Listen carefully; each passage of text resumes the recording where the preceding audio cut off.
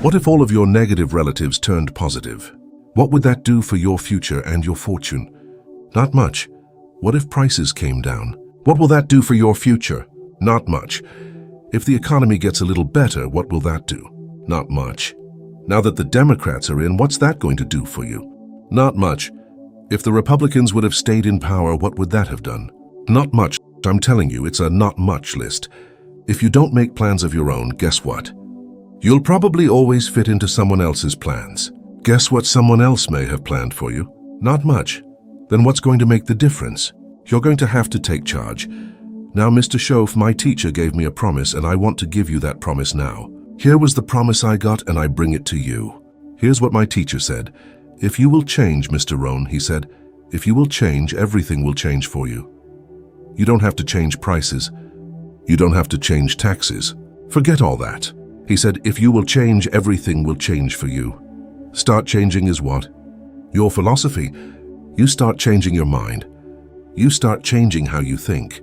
You start picking up new ideas and information. Gather new knowledge. Make better decisions about what's valuable.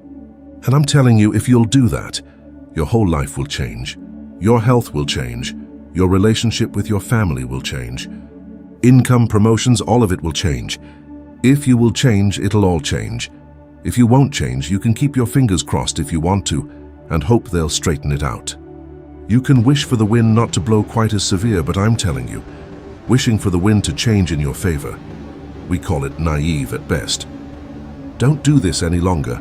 Wish for a better wind. The key is to wish for the wisdom to set a better sail. Utilize whatever wind that blows to take you wherever you want to go. That is the philosophy I picked up at age 25, and it revolutionized my whole life. And here's what I found. I found it was easy. Now here's my definition of easy, meaning something I could do. Something you can do, it's easy. Now here's a parenthesis, I worked hard at it. I found something I could do, which was easy, but I worked hard at it. I got up early and stayed up late, worked hard that 6 years. But what I did was easy, meaning it was something I could do. You say, well, Mr. Rohn, if it was so easy, how come everybody else around you during that 6 years, how come they didn't get rich? Here's why. It's easy not to. The things that are easy to do are also easy not to do. That's the difference between success and failure. So you've got the choice here today of one of two easies. Easy to or what? Easy not to.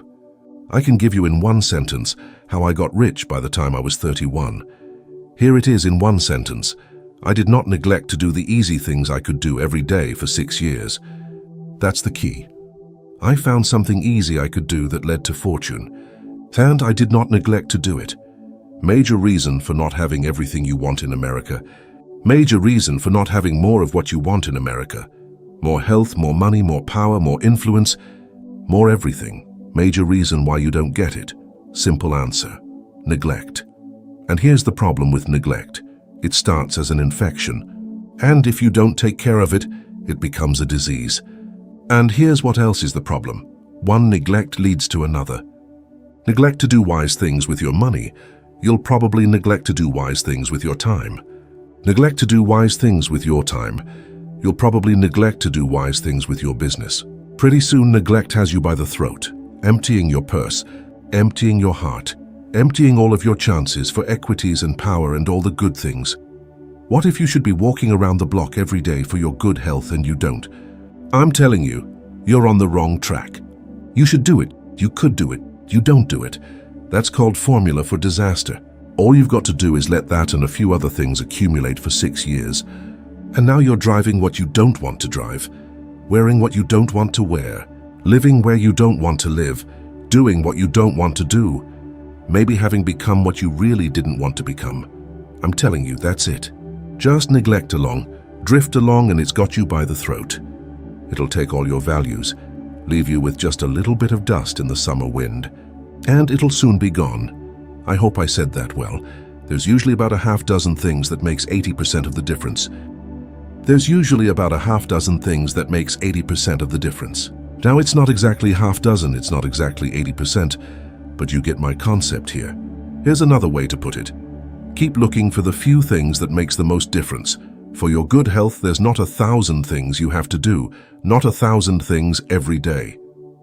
I'm telling you, about a half a dozen good health practices, and you'll take care of most of your health challenges. If you're going to set up an office, there's not a checklist of 500 things you need to look at every day. I'm telling you, there's about a half a dozen. A few things will take care of most of it. Now, here's the challenge.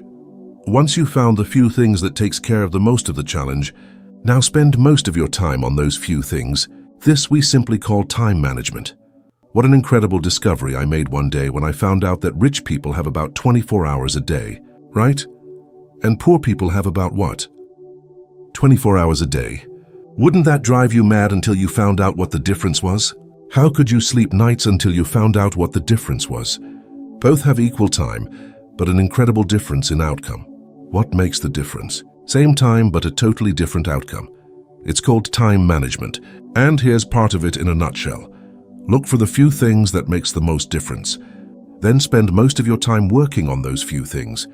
Here's why a lot of people don't do well. They major in minor things. They spend too much time on things that don't count. And what else? They spend too little time on things that would count. They've got the ratios mixed up. So we teach our children what? Don't spend major time on minor things, things that don't count. And don't spend major money on minor things, things that don't count. It's easy to get the ratios mixed up and suffer the consequences. So the few things, the half dozen, takes care of the big share of it. Good formula to use. Here's what we call these half dozen few basics. Basics, fundamentals. If you're going to play basketball, right? You're going to be a pro someday. Hey, you've got to master the fundamentals.